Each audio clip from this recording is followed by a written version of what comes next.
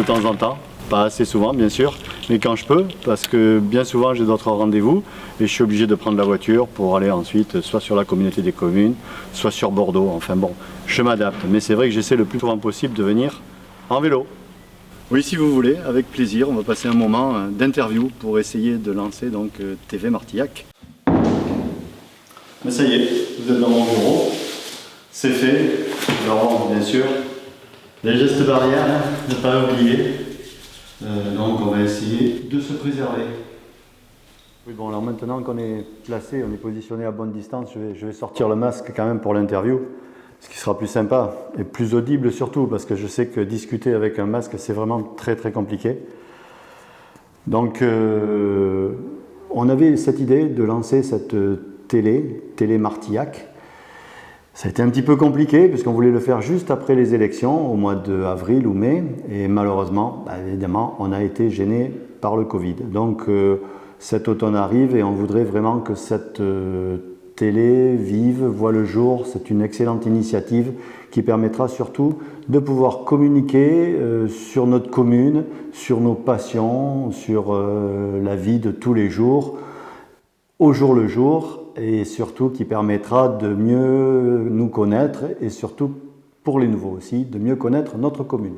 Alors les premiers reportages ont déjà eu lieu avec les masques, puisque vous avez vu probablement que nous avons fabriqué des masques pendant la période de confinement. Le 8 mai 45, où on était derrière l'église, pas nombreux bien sûr, et l'école, puisque cette année les enfants de l'école, les nouveaux, n'ont pas pu visiter l'école, et nous avons fait un reportage pour les parents, pour qu'ils connaissent les lieux et surtout que les enfants s'approprient à travers ce film cet endroit. Comme vous le savez, les élections ont eu lieu au mois de mars, sans beaucoup d'incertitudes, mais tout de suite on a été plongé dans la période de confinement. Dès les élections, on a fermé l'école à partir du mardi et ensuite on a réouvert le 11 mai, une période un peu difficile, un peu compliquée à gérer avec, je l'avoue, beaucoup de stress, juste pour 2 ou 3 semaines.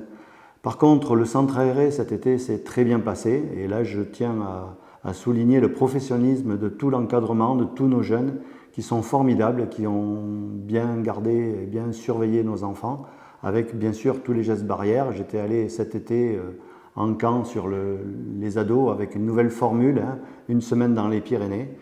Et là effectivement tout a été dans le respect. Donc la période estivale s'est formidablement bien passée et nous avons ensuite mis en place la rentrée. À ce jour, nous ne déplorons pas de fermeture de classe, ni de fermeture du centre aéré, ni de fermeture le matin et soir. Mais bon, de toute manière, apparemment, toutes les communes sont touchées et on s'attend à ce qu'une classe ferme, enfin on s'attend à être touché dans l'épisode de l'automne. Donc faisons attention, préservons-nous pour essayer que nos enfants soient dans cette école et qu'ils en profitent le plus possible. Comme vous le savez, ou pas, cette année est une année un petit peu particulière pour la commune de Martillac puisque le couvent de la Solitude fête son bicentenaire.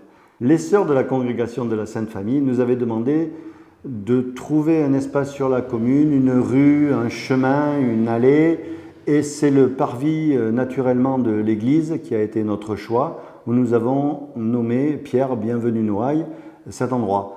Il a vécu d'ailleurs quelques semaines, pas beaucoup plus, dans le presbytère et c'était tout à fait logique que l'on mette la plaque sur ce bâtiment. Lors de cette journée, nous avons aussi rendu hommage à un soldat disparu, un sous-marinier, Jean Paris, et Dominique de Reignès d'ailleurs, qui a été dans le même sous-marin le Morse.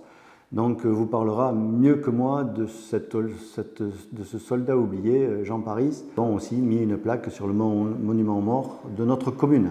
Donc la télé de Martillac est officiellement lancée. Nous allons de temps en temps diffuser des reportages sur notre commune. Bienvenue, à bientôt.